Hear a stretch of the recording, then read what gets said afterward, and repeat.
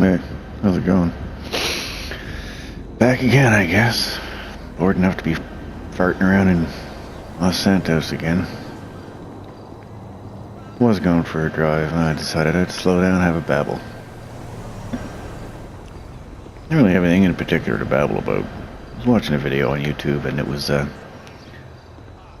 talking about how George Carlin did skit one day.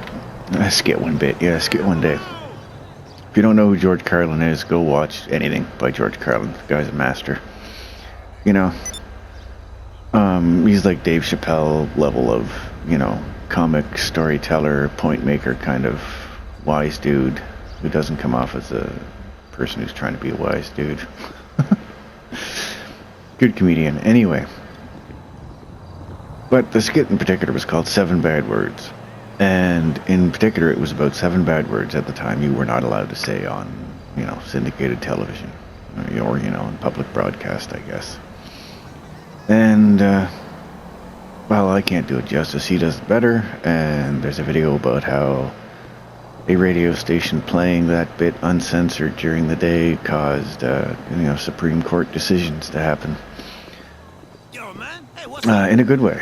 Carlin had nothing to do with it personally. He wasn't involved with it or called as a witness or anything like that. It just happened to be that his particular bit was played on air at a time of day when kids might hear it, So, the FCC went after the radio station. Anyway, there's a video about that too. I can't remember the channel now because I'm terrible at that, but YouTube being YouTube, you just George Carlin 7 Bad Words, illegal, search just that collection of words, it'll come up.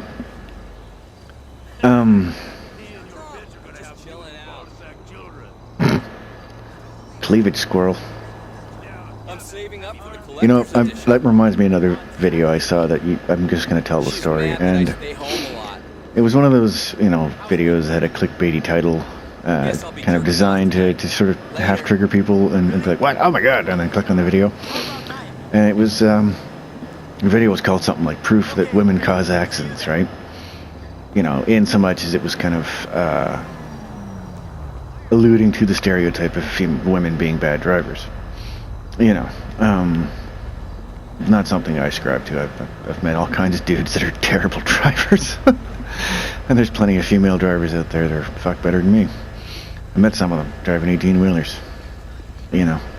They got an unfortunate amount of attention for being female truck drivers, I'll tell you that much. Maybe they liked it, I don't know, but generally speaking, to bring to mind the stereotype of a truck driver. That stereotype does still exist out there. Big old dudes just sitting around all day, grinding gears, eating cheeseburgers. Oh man, did I get sidetracked. What was I talking about? No, yeah, this video I saw. So, it starts off like, a view of a race, kind of like at an angle like this, right? You see all the cars lined up, they're coming down the first straightaway. I think like the green flag had just dropped, right? So they're all like ring ring. And there's like, 100 of them. It's one of those races where there's just a shit ton of cars. And so they're all racing down the straightaway, and they get to this right-hand bend, and 99 cars go right. One car just goes straight into the tire wall. And you can hear the video now, it's just like, oh shit, what the fuck happened? Oh, they didn't say that, because that's one of the 7 bad words. Both of those are, actually. Anyway. So they couldn't figure it out, so they went to the in-car camera to try and figure out what went wrong. And I'll try and enact it here. So you get the view of the driver. Just, it was like first person, so you're looking straight at him, right? And he's just racing along. And then, what? Oh, hey, palm tree. Right? And then, all of a sudden you see his head kind of turn this way. So he's racing along, but he's looking over here. And they slowed the video down. And it followed his gaze, basically. And up against the fence, like in the front row, was a lovely woman wearing a tiny bikini, holding up some kind of sign. I don't even know what the sign said, because it was, black marker on Bristol board kind of thing, and it was going by 100 miles an hour. But even at that speed, his male hormones kicked in, and he just was like, oh, blammo, into the tire wall. So it was completely his fault that the accident happened, because he couldn't focus. But it was kind of a tongue-in-cheek poking fun at the whole, women cause accidents things. Because you know what? It's happened to me. Funny story. I'm just going to get into funny stories. I didn't really have a point of this one, so I'm going to fuck it. Funny story time. I used to be the kind of fellow that would go to work every day, make long grass into short grass, commercially speaking. Mowed lawns. Got to ride the big stand-up mowers, the ones that could do like 360s and shit. So it was mildly amusing for a while. Anyway, so I'm mowing the front lawn of this hospital, the major hospital downtown the city I live in. And it happens to go along a main sidewalk, that leads between universities and corridor downtown and the hospital, and it happens to have a lot of trees, and it's fairly nice, and yada yada, so it's a popular jogging route.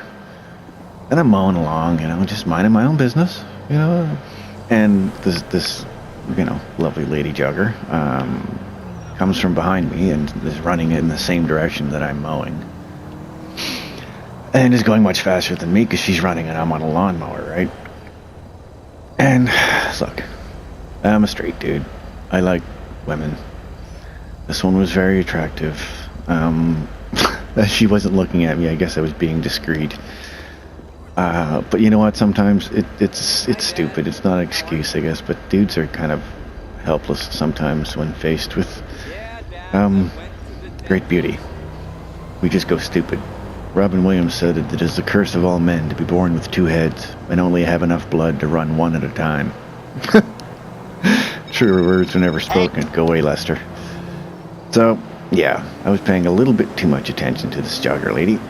I didn't realize that I was going a little bit too close to a fire hydrant. And I just snagged the edge of the fire hydrant with the corner of my mower deck. And the mower stopped dead. And it was the kind of mower you stand up on and drive. The controls are about waist height, so mower stopped. I went wee over the controls, landed flat on my ass, got back up, and immediately realized, the kind of comedy situation. Laughed at myself, and I stood up and brushed myself off, and then finished laughing at myself. I could hear other people laughing, and I was like, wait a minute, I don't have that many voices in my head. And I look over, and there's a bus full of people. We're just slowing down for a red light, going exactly the same speed as me. Some of them were watching me, some of them being dudes, or being chicks that are into chicks. Because, hey, I've worked with lesbians. They like beautiful women, too. Same thing happens to them. Shh. Don't tell them I let the secret out. Anyway, there's this whole busload of people that as soon as they saw what happened and noticed the jogger, realized exactly what had happened. And, well, my typical dudeness brightened their days, I guess, because they apparently all thought it was fucking hilarious. Anyway, good time for a edit break. I'm going to get a drink of water. Give me a sec. Alright, pitter-patter, right?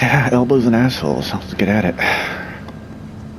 If you're wondering what that means, it's something that my NCOs used to yell at us when we weren't going fast enough for them in boot camp.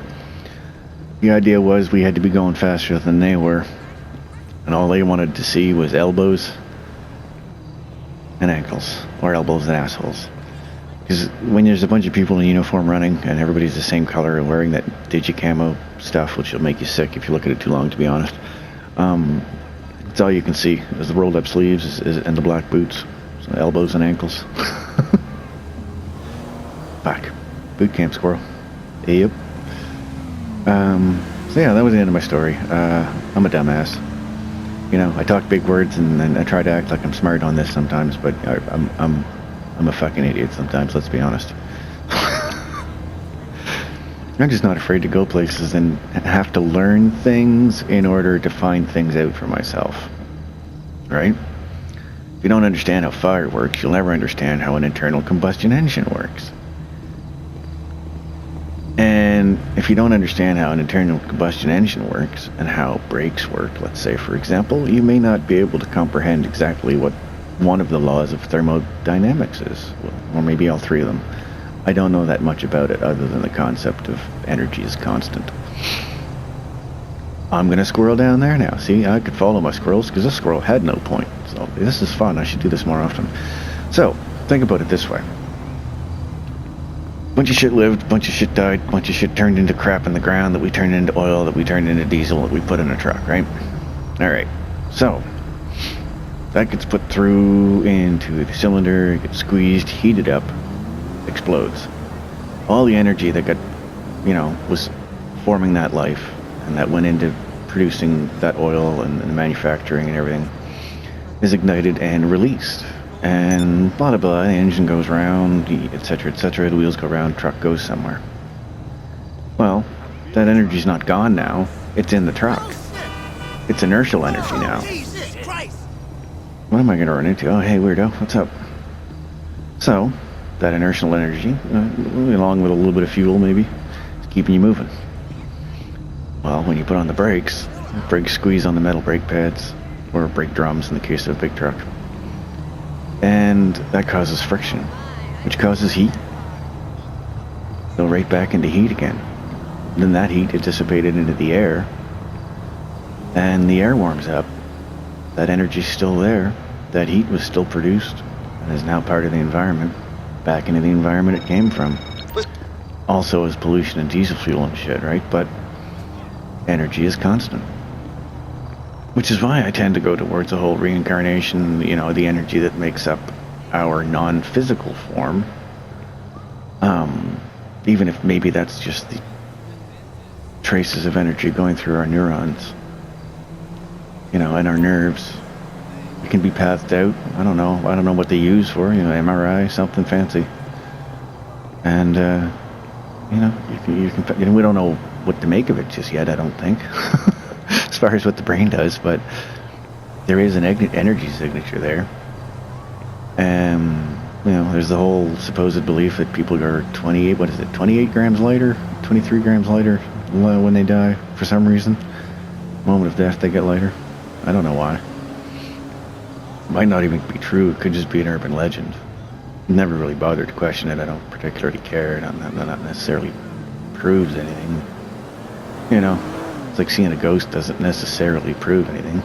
It just means something weird happened. Alternate dimensions? Maybe. Dead people? Sure. Maybe you're just crazy. Maybe I'm just crazy.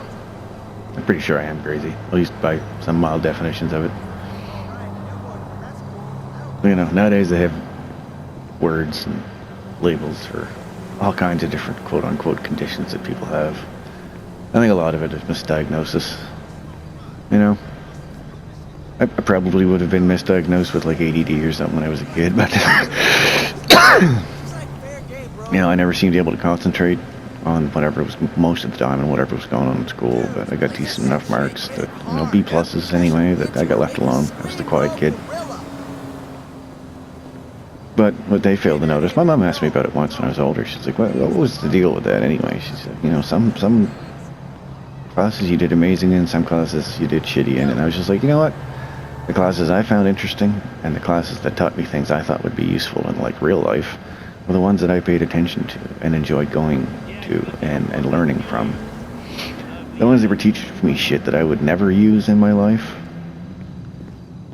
or were boring, or that I just didn't understand the application of it in the real world, didn't fucking pay attention to those. I didn't have psychological issues, I was just fucking bored. I don't know if I'm smarter than the average duck, but sometimes. Straight up, I'm not trying to sound special, it's just, SATs are a thing, I guess. Don't get me wrong. I did horrible in math.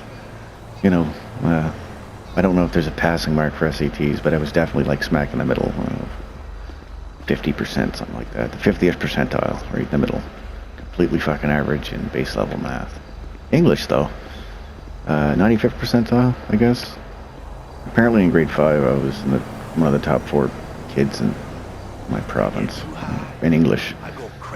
But that's just because I love reading books and, being able to share imagination with people using language, because it was the easiest way to do it. Video games back then were Atari and fucking Super Mario Brothers, right, on the NES, so, digital art was not a thing. If you wanted to make a picture to communicate something, or a music video, or something like this, You had to go do it with like actual film and yeah.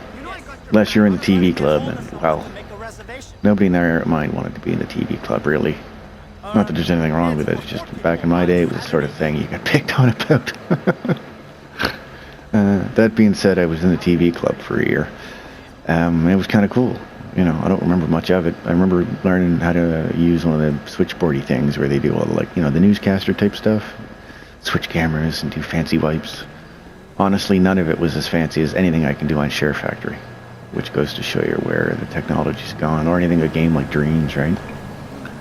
That's a pretty far out thing. If you're into creating shit and you're like Minecraft and that kind of stuff, and you don't know what Dreams is for the PS4, check it out. It's a game creation tool. You know, like Unity or something like that, but for consoles.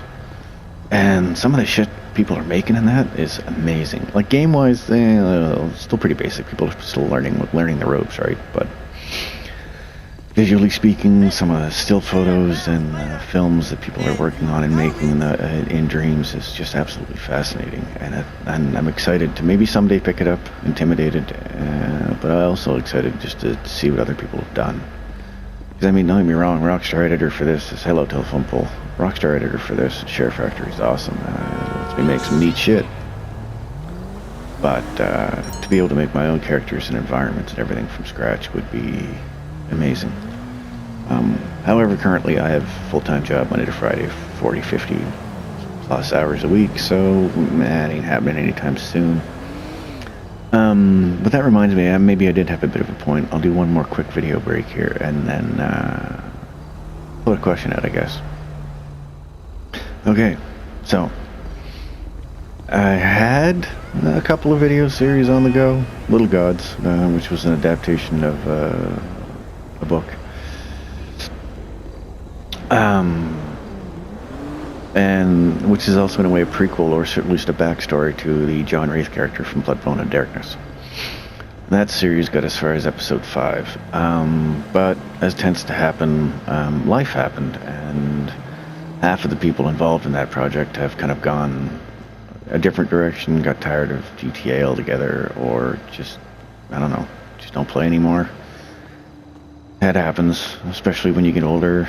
Family, kids, fucking life tends to happen a bit more. You know. I guess that happens when you're younger. Friend you always played with suddenly gets his driver's license, or girlfriend. You never fucking see him online anymore.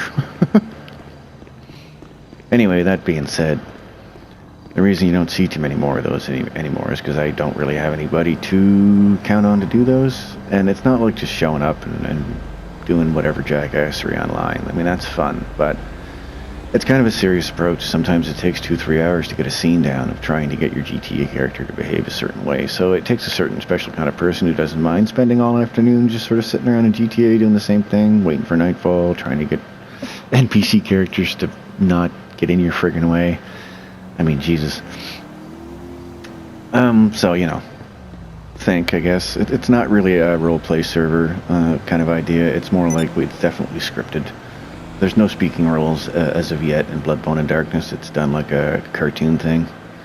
So you can be completely anonymous, don't have to worry about any kind of acting talent. It's as long as you can control your GTA character in a competent, in a smooth fashion, and kind of play with their idle animations and the way the character's head moves and the way they look around when you do stuff. That's kind of what I'm looking for. You know. If you've seen it, you know what I mean. Little Gods is going to have some scripted stuff in it that I wouldn't mind having people who wouldn't be opposed to do voice stuff. But here's the thing. I don't really have a way set up for anybody who watches this to contact me directly. I've had, my financial information and my identity fucking stolen by some jackass.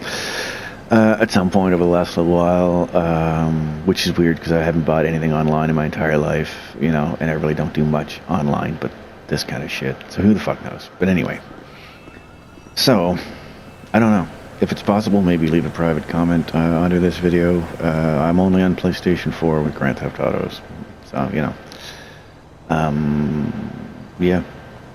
Y'all have seen Blood, Bone, and Darkness, so I'm the bald fucker. And you've seen my character in that, and he looks exactly like this when he's got hair. You know who plays him, and you know what I play on, so I'm not too terribly hard to find in that respect. If you do happen to send a friend request, just pop a message to. I changed my settings so I can receive messages from strangers now. You know, pop me a friend request and a message. Just say, hey, watch your Squirrel or whatever. I'm like, all right, cool. Then I'll know what the message and the friend request is about. Because I do get them randomly. Because you know, my online PSN name or whatever is the same as a, I guess, pretty famous band name. I had no idea for years. And I kept getting messages from people, oh, a great band, or I want to be friends, or blah, whatever. And I was just like, well, okay, I'm flattered, but I don't know who the fuck you are, and I don't take friend requests from random people, generally speaking. Just because you never know who the hell you're going to wind up with.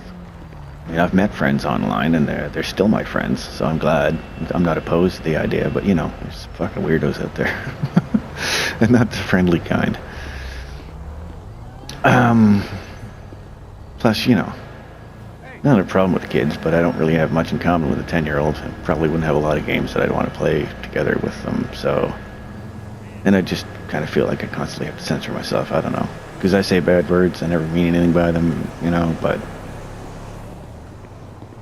maybe some 10-year-olds aren't allowed to say that kind of language, and I don't want to really...